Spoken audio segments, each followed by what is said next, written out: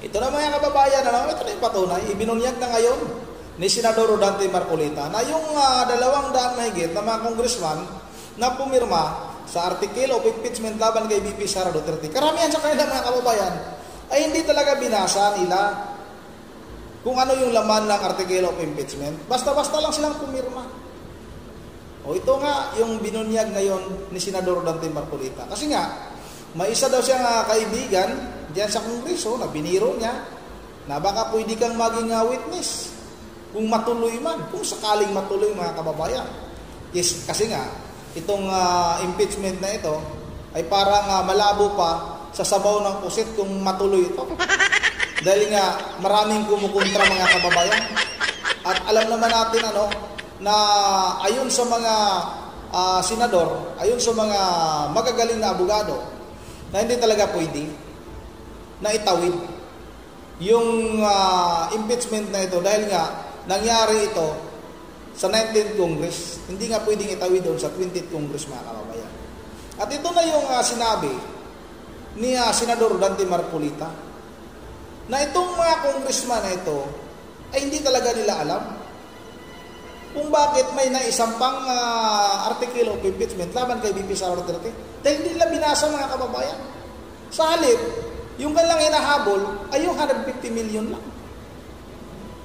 Ganon mga kababayan. Alam mo naman natin kahit sa ating mga probinsya, kung saan man tayo tawag ito mga kababayan, naroroon, saan man tayong probinsya sakop, alam natin halos yung mga congressman natin ay ganun talaga. Tumatanggap talaga sila ng 150 million. Dahil ayaw naman daw talaga nila na mawalan sila ng budget dahil sa kanilang mga proyekto. Palusot na lang nila yung proyekto sa kanilang mga bulsa. Kasi nga, ang lalalim ng kanilang mga bulsa, kaya hindi sila nawawalan ng proyekto. O ito na mga kababayan. Huwag na natin itong patagalin. Sabay-sabay na natin itong panoorin. Ano ko lang naman.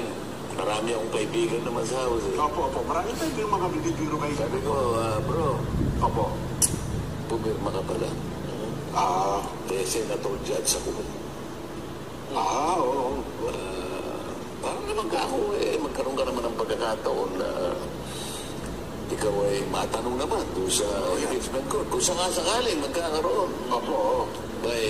Isasuggest ko isa ka sa mga witnesses. Ako na naman nangyari ko dyan. Papatawag. Ikaw naman ka ako testingin lang naman kita kung ano Oo nga naman. Kasi nung una tayo nag-usap, sinabi mo, anong magagawa ko, pamabasa ko ba yan napakakapal niyan pagkakanya kinakailangan pumirma ka agad. Paano ko pamabasa yan? Pagka pinatawag mo ako dyan, kaya siyempre, iibahin ko na yung sagot ko.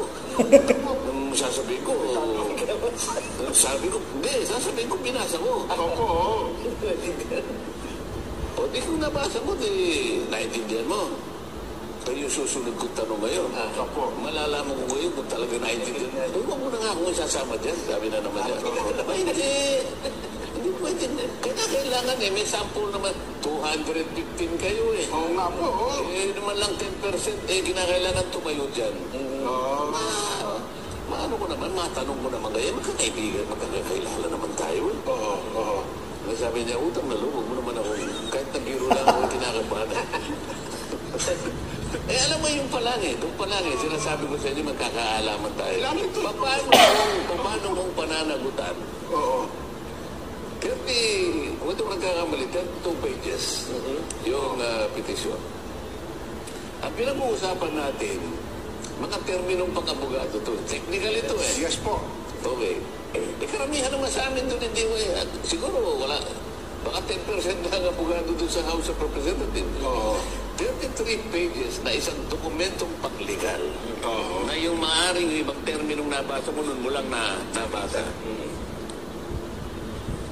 Ibig mo ba sabihin, matatapos mo yun in 30 minutes? Mukhang imposible nga. Hindi. Hindi naman 30 minutes yun. Pagkapirma siguro. Wala pang 2 minutes Yun ang gustong mangyari ng Korte Suprema dyan. Kasi tinatanong niya binigyan niyo ba isa-isa yung mga miyembro na pumirma? Oo. At Sila ba'y nagkaroon ng pagkakataon na mabasa yan ng isa-isa? Oo. Kasi nabasa ko nga kanya, hindi ko naman naintindihan. Di ba usapan pa yun? Pa yun, oo. Oo, itong isa naman, nabasa ko. Naintindihan mo? Kanya ganun, opo. Paano mo, iba yung pagkakaintindi mo?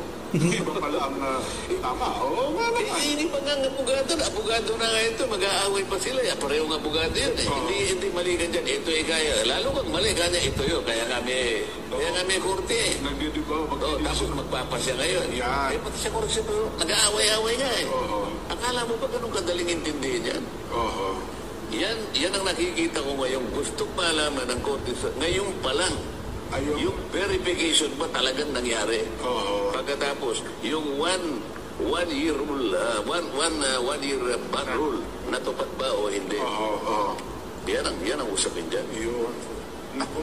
Anong implication nito, Sen, dun sa mismong trial? Mukhang, Anong trial? yung, Yung impeachment trial, kung magkakaroon. trial, Kung magkakaroon. parang kasi, Huwag kang magtatanong ng hindi mangyayari. parang in respect to, halimbawa lang, in respect to Supreme Court, dapat hindi ka muna, kasi di ba? Inimbestigan pa nila eh. Hindi, babayaan mo sila dyan. Basta tanging ng Korte Suprema, gumawa ng sariling order. Yun palang ibig. Di ba? Opo. Yun ang gusto maliwanagan at malaman ng Korte Suprema, no? Yung mga utos niya, yan. Kaya nga, yan magiging factor yan. Pagkaraan na magkaroon na ng unang session sa Senado. Pwedeng maging pagtalunan din ito. Kasi ang opening nyo, umaga na pero ang umaga, usually, ano lang ko yan, di ba? Botohan ng sino speaker, chairperson, etc. July 28 ang sinasabi mo. So na yun.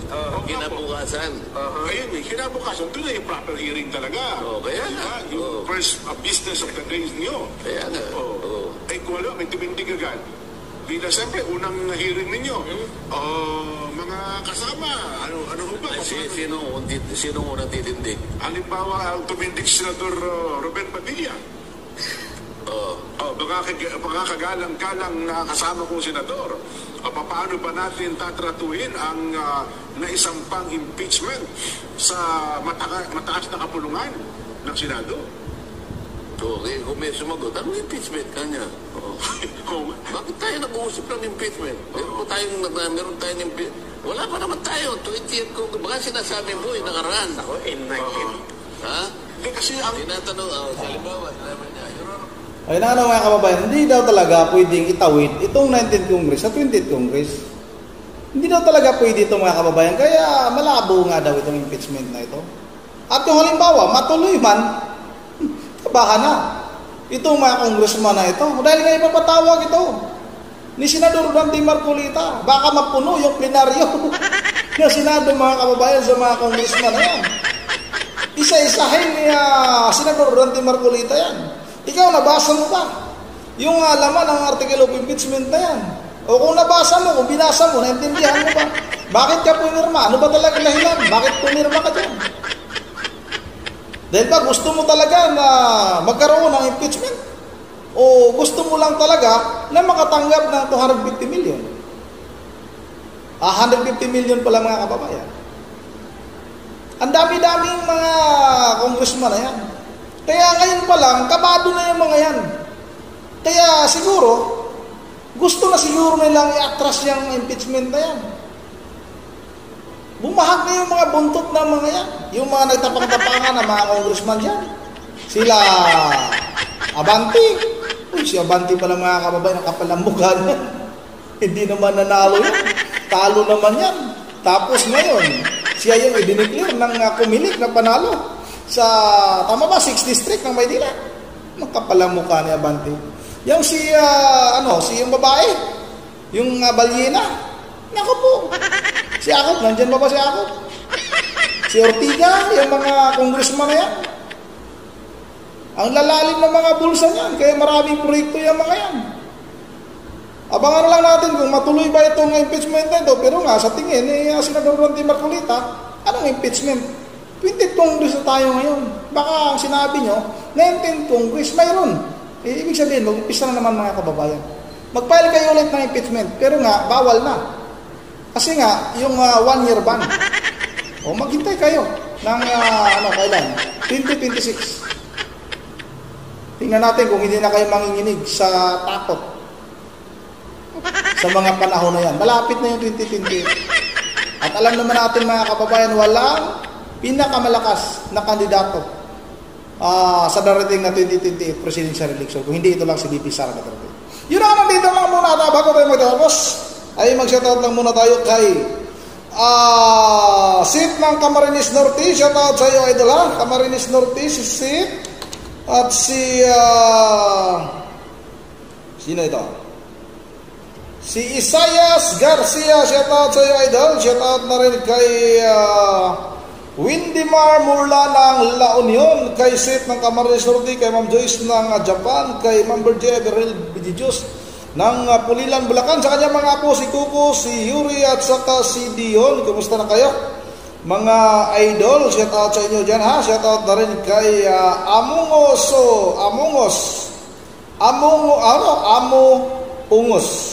excuse me. Si Hilin Mina, Robert Sagun, shout out kay Pew Liad, kay Efren Biton, idol, shout out Efren Biton, Alejandro Bataga, kay Binmar, kay Glenn Rimundo, at kay Sisi tapos na ng Camarines Norte, kay Jaime de la Pasión, at kay Ma'am Imelda Pascua, idol, shout out. Maraming salamat sa inyo suporta. At hanggang dito na lang muna. Once again, this is Ronnie TV mo. Ingat tayong lahat. God save the Philippines.